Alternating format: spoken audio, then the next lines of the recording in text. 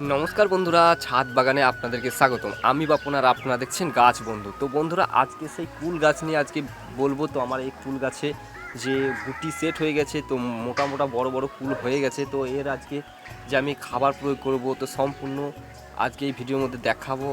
আর কি তেল স্প্রে করব, ফাঙ্গিসাইড স্প্রে করব, তো সম্পূর্ণ আজকে এই ভিডিওটি দেখতে থাকুন। তো এই ভিডিওর মধ্যে সমস্ত রকম তথ্য আজকে জেনে যাবেন। তো চলুন ভিডিওটি শুরু করছি। তো প্রথমে আপনাদেরকে দেখাচ্ছি যে গাছটাকে, তো গাছটা দেখতে থাকুন। তো কত সুন্দরভাবে থোকায় থোকায় যে কুল ধরে আছে এই গাছে। এই গাছটির বয়স হলো 3 থেকে 3.5 বছর বয়স হলো। তো প্রত্যেকটা থোকায় থোকায় কিন্তু প্রচুর পরিমাণে কুল ধরে আছে। তারপরে আমি আরও আমার 3টে গাছ আছে, সেই গাছের কাছে যাব।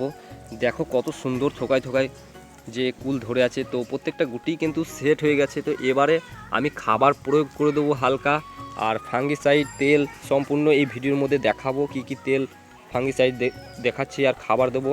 তো তার আগে ওই সাইডে যাব, আর দুটো গাছ আছে। দেখুন গাছ ভর্তি কিন্তু কুল।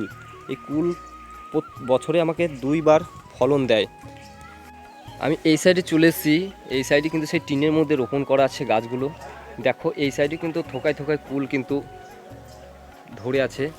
আমার আরও এদিকে দুটো গাছ, কিন্তু আরও ওই সাইডে দুটো গাছ, একটা গাছ আছে, সেই গাছের কাছে যাব। সেই গাছের কুলগুলো কিন্তু অনেক মোটা মোটা হয়ে গেছে। তো খাবার আমি প্রয়োগ করতে পারিনি। এবার আজকে আমি খাবার প্রয়োগ করে দেবো প্রত্যেকটা গাছেই, আর ফাঙ্গিসাইড একবার মেরে দেবো। তার কারণ এই কুলগুলো কিন্তু হলুদ হচ্ছে হালকা হালকা, এই ফাঙ্গাসের জন্য। তো আমি ফাঙ্গিসাইড একটা মেরে দেবো। তার আগে আমি ওই সাইডে আরেকবার যাব। দেখো এই যে কত সুন্দর কুল, কিন্তু এই কুলটা একটু লম্বা লম্বা। আরও ওই সাইডে আমি যাব। এই যে এখানে চলে এসেছি, কত সুন্দর দেখো, কত মোটা মোটা কুল হয়ে গেছে। তো এই গাছটা কিন্তু একটা তুলসী গাছ হয়েছে। তো তুলসী গাছেই কিন্তু গোড়াটা ঢেকে নিয়েছে। তো আজকে আমি পরিষ্কার করে দিয়ে খাবার দিয়ে দেবো। আমি এখন ভেতরে ঢুকছি। তো দেখো কত সুন্দরভাবে ভেতরে আমি ঢুকে পড়ছি। আমার প্রত্যেকটা গাছই কিন্তু এখানে দেখতে পাচ্ছ, গাছ ভরা ভর্তি যে ফল, এই যে বিলেতি আমরা। দেখো কত সুন্দর। আমি একবার ভেতরে ঢুকি। দেখো থোকায় থোকায় কুল, কত সুন্দর থোকায় থোকায় কুল ধরে আছে। এই সাইডে যাব। আর এই 12 মাসি আম গাছটা দেখতে পাচ্ছ তোমরা, কত সুন্দর যে ফুল চলে এসছে। দেখো এখন কিন্তু অফ টাইম, অফ সিজন। তো প্রত্যেকটা ব্রাঞ্চই কিন্তু ফুলে ভরে গেছে। এরও একটা ব্যবস্থা নেব। আর এই সাইডে দেখো ছোট্ট ছোট্ট যে আমে পরিণত হচ্ছে। আর এইদিকে দেখাচ্ছে একবার কুলগুলো, দেখো দেখো কত সুন্দর কুল। তো আজকে আমি খাবার প্রয়োগ করব। তো চলুন সেই খাবারের কাছে।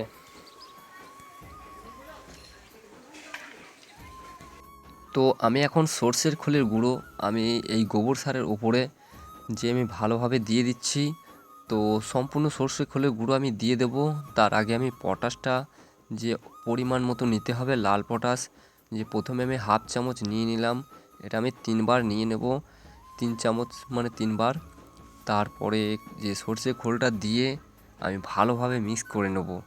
কারণ এই সর্ষে খোল যখন পচে যাবে, মাটির সঙ্গে মিক্স হয়ে যাবে, তখন কিন্তু ভালো জোর হয়ে যাবে। তাই আমি এখন সব সম্পূর্ণ ঢেলে নিলাম, যে সর্ষে খোলের গুঁড়ো আর এর সঙ্গে গোবর সার আর পটাশ, এই 3টে যে মিক্স করে নিচ্ছে এখন। তো ভালোভাবে এখন মিক্স করে নেওয়ার পর যে তারপর আমি গাছের গোড়ায় প্রয়োগ করব। তো এখন যে ভালোভাবে মিক্স করা হয়ে গেছে, তো দেখতে পাচ্ছ এবারে গাছের গোড়ায় চলে আসলাম। তো গাছের গোড়ায় এসে আগাছাগুলো আমি ভালো করে পরিষ্কার করে দিয়ে, তো একটা যে কোনো যন্ত্রের সাহায্যে যে খোঁড়া, যে মাটিগুলো খুঁড়ে নিতে হবে, যে ধীরে ধীরে করতে হবে, বেশি খুঁড়লে হবে না। তার কারণ ছোট্ট ছোট শিকড়গুলো সব কেটে দিলে কিন্তু কুলগুলো ঝরে যেতে পারে। তাই আমি ওপরে হালকা হালকা করে ঘষে নিচ্ছি। ঘষে নেওয়ার পরেই তারপরে আমি খাবার প্রয়োগ করব। তো এখন ঘষে নেওয়া হয়ে গেছে। তো এবারে যে আমি হালকা হালকা করে যে খাবারগুলো দিয়ে দেব, তারপরে যে জল দিয়ে দেবো। তো প্রত্যেকটা গাছের গোড়ায় কিন্তু আমি খাবার এইভাবে দিয়ে দিচ্ছি। দিয়ে দেওয়ার পর তারপরে আমি জল দিয়ে যে ফাঙ্গিসাইড রয়েছে, তো সেই ফাঙ্গিসাইডটা একবার স্প্রে করে দেবো। তো এখন আমি জল দিয়ে দেবো। তো খাবারটা আমি ভালোভাবে দিয়ে দিয়েছি। তো দেখতে পাচ্ছ কত সুন্দর যে প্লেন হয়ে গেছে। তো এবারে আমি জল দিয়ে দেবো। তো মগের সাহায্যে 1 মগ করে আমি জল দিয়ে দিচ্ছি। জল দেওয়ার পর যে ফাঙ্গিসাইডটা, যে সাব ফাঙ্গিসাইড, সেইটাকে কিন্তু আমি স্প্রে করে দেবো গাছে। তো সেটা স্প্রে করার পর যে কোনো ফাঙ্গাসে আক্রমণ হবে না, কুলগুলো ঝরবে না, হলুদ হবে না। তো এখন যে জল আমি ভালোভাবে দিয়ে দিচ্ছি। তো এবারে আমি সেই ফাঙ্গিসাইড যে কতটা পরিমাণে নেব আর সম্পূর্ণ দেখাবো। তো এখন আমি মুখিটা খুলে নিয়েছি, তো এবারে ঢালবো। যাই হোক, আমার এক হাতে ক্যামেরা আছে, ঢালতে অসুবিধা হচ্ছে। তো এখন যে ঢেলে নিই, তারপরে জল দিয়ে ভালোভাবে জল দিয়ে মিক্স করে নিয়ে যে দুবার ঝাঁকিয়ে তারপরে গাছের করে আমি স্প্রে করব। তো এখন আমি জল ভরছি। তো এবারে জল ভরা হয়ে গেছে। তো এখন দেখতে পাচ্ছ তোমরা যে কত সুন্দর আমি গাছে স্প্রে করে দেবো। তো প্রত্যেকটা কুলের মধ্যে, পাতার মধ্যে যে ফাঙ্গিসাইডটা লেগে থাকবে, তো কোনো ফাঙ্গাসে আক্রমণ হবে না। তো ভালোভাবে আমি দিয়ে দিচ্ছি।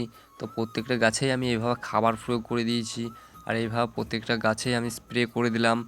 তো ভিডিওটি বেশি বড় করব না। তো এই ছিল আজকের ভিডিও। তো ভিডিওটা ভালো লাগলে অবশ্যই চ্যানেলটা সাবস্ক্রাইব করে একটি লাইক দিয়ে দিও। আর আমার এই ছাদে প্রচুর গাছ রয়েছে, তো সেই সব গাছের ভিডিও আমি আনবো। তো এখন বিদায় নিচ্ছি। ততক্ষণ ভালো থাকবে, সুস্থ থাকবে। ধন্যবাদ।